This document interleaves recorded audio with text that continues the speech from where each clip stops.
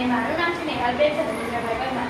અમે બંને ધોરણ 8 માં અભ્યાસ કરીએ છીએ અને આજે અમે તમારી સમક્ષ વનસ્પતિ અને તેના ઔષધીય ઉપચાર વિશે માહિતી આપીશું. ગુંગરાજ. ગુંગરાજનું ગુજરાતી નામ ભાંગો છે. તેનો રસ કડવો હોય છે. તેના ઉપયોગ હાથે પગે ગ્રંથિ વજ્ર પર લેપ કરવામાં આવે છે. મેઘના રોગ અને કાળા રોગોમાં ટીપા પાડવામાં, માથાના દુખાવામાં આના રસ સાથે બકરીના દૂધને સાથે પીવામાં આવે છે. સફેદ વાળમાં આમનો રસ લગાવવામાં આવે છે અને બિનચૂર્ણનો ઉપયોગ કામ શક્તિ વધારવા માટે થાય છે. આ છે દૂધેરીના ઉપયોગ. કોઈ પણ વિષાકત એટલે કે વિષ ચડી શકે તેવા જંતુઓ મળે તો આપણે આના પાનનો રસનો લેપ કરવો.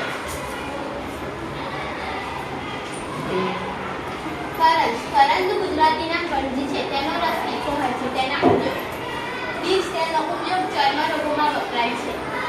મળમાર્ગમાં હસના પતરાની ગેમાથી હાથમાં સાથે મેળવી આપે. કરંજનું ગાર્ડન બધા દાંતન કરતા શ્રેષ્ઠ છે. જેની મુખ્ય દાંતના રોગ માટે સારી. નિર્ગુંડીનું ગુજરાતી નામ ભગોળ છે.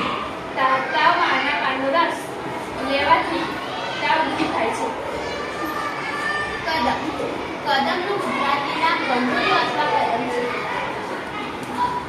ઝાડ ઢાંકવા માટે કદમના પાન વપરાય છે. અલથી બાળકોને થતી ઉલટીમાં જીરા અને સાકર સાથે એનો રસ આપવામાં આવે છે. શોભાચળ. શોભાચળનું ગુજરાતી નામ સરગવો છે. સરગવાનો રસ કડવો અને તીખો હોય છે.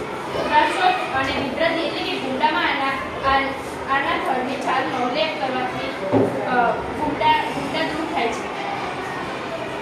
મીઠા ચૂરણાને માથાના દુખાવામાં સૂંઘવામાં આવે છે. આંબલી.